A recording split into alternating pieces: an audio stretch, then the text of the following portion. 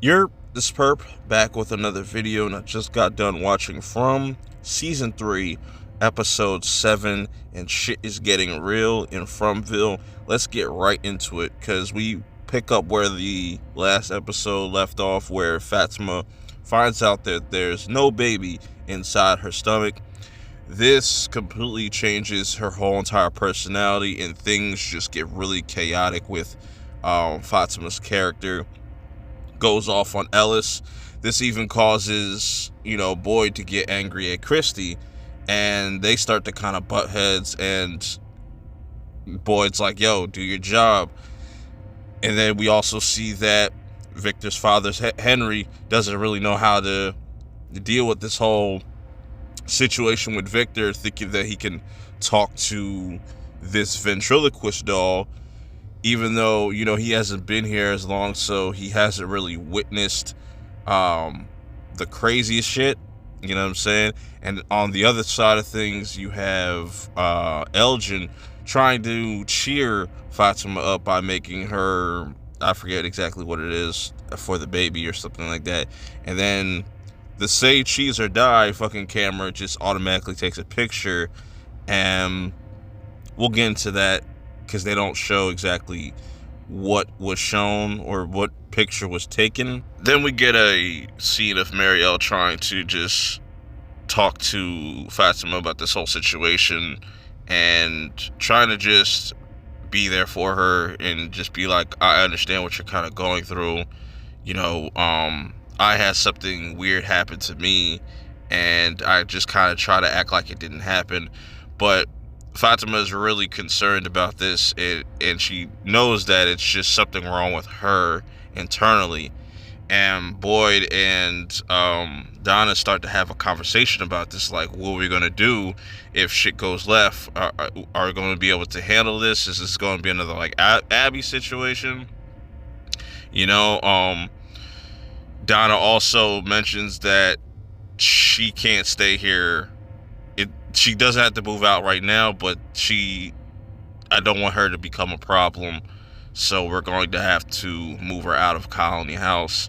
So Boyd is constantly having to deal with a lot of bullshit right now. Meanwhile, you have Jim with a couple of town folks, gathering up supplies and food and whatnot from that creepy ass cabin. And this is another time where it gets mentioned that there's these other creatures that are loud, and I definitely think that we're going to end up seeing them at some point in this season, maybe the next episode, or maybe they're going to save it for the finale or the penultimate episode.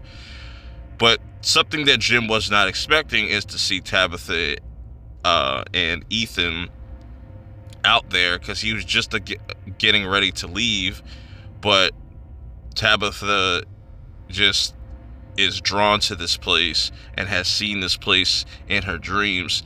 And now Jim has to kind of deal with this and kind of fall back and let the other townspeople go back to town. So they're going to have to probably stay here overnight, which, God, bro, I would hate to stay out in that place when they're talking about there's these things that are making these loud noises outside and just walking around. I'm really curious to see what those creatures are going to look like. It's about time that we see new monsters, and I like that about each season. We get to kind of get introduced to different things, different monsters within Fromville. So the picture that was taken earlier, it led Elgin to go down to the cellar where he sees this red door, and there's these creepy knocks, and he just follows the knocks. We'll get back into that very shortly.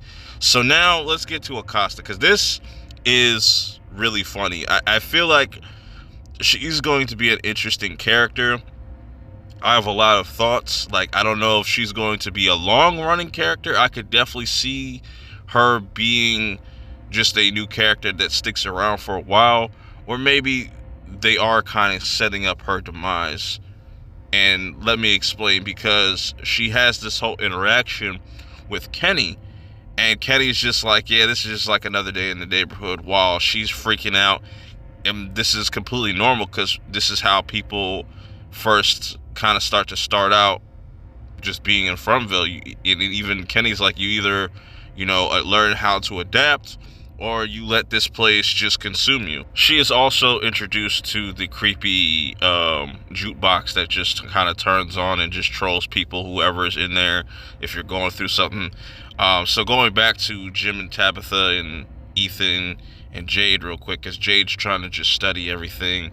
Ethan's asking questions, obviously, and Tabitha is just trying to explain to Jim that I've had this dream constantly over and over again, and I just want your support.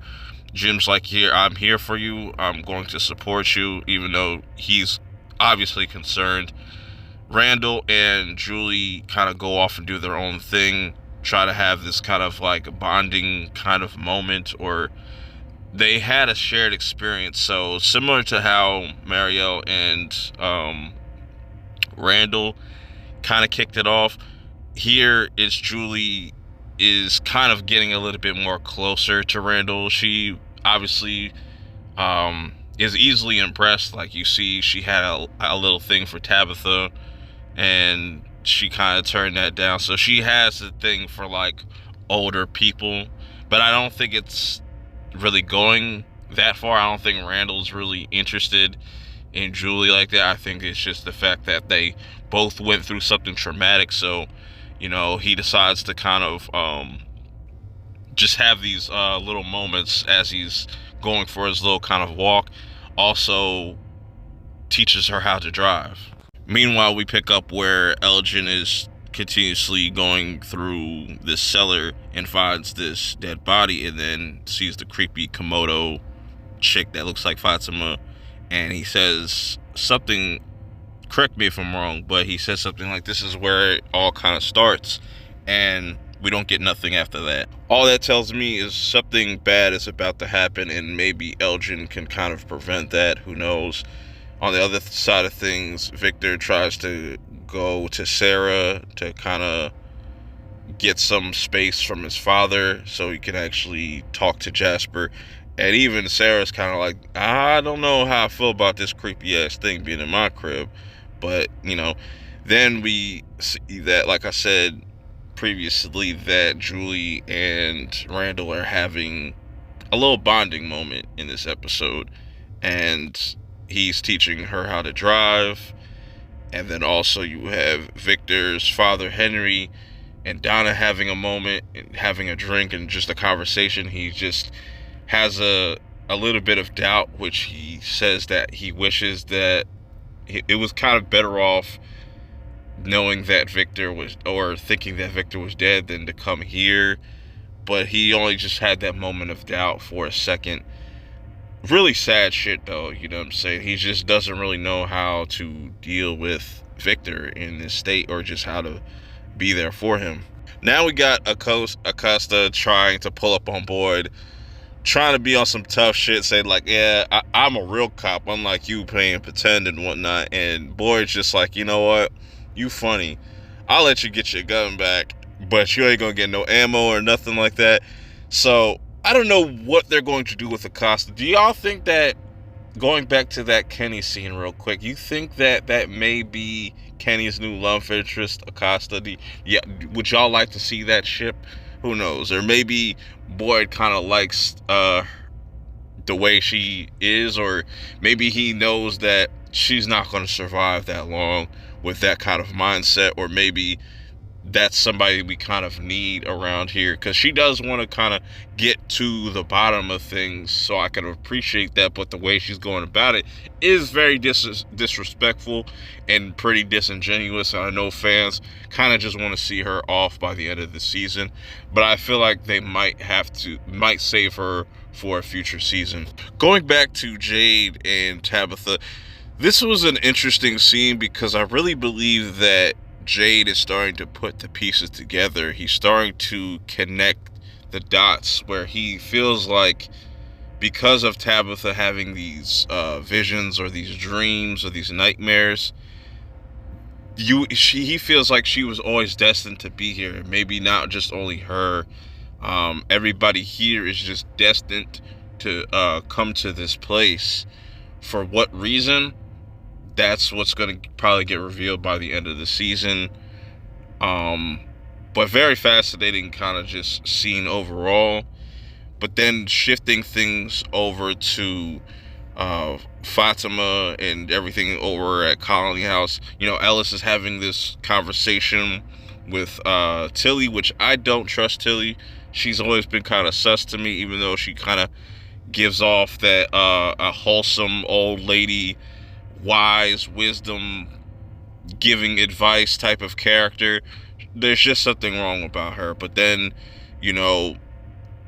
Fatima's her mind is playing tricks on her, where you see this like weird kind of thing that happens to her body where it starts to kind of suck in, and then Ellis is able to kind of get in there in time, and nothing happens. So is it really all in her mind? Just this place has finally gotten to her in a different way, and then you see Tilly kind of looking very suspicious.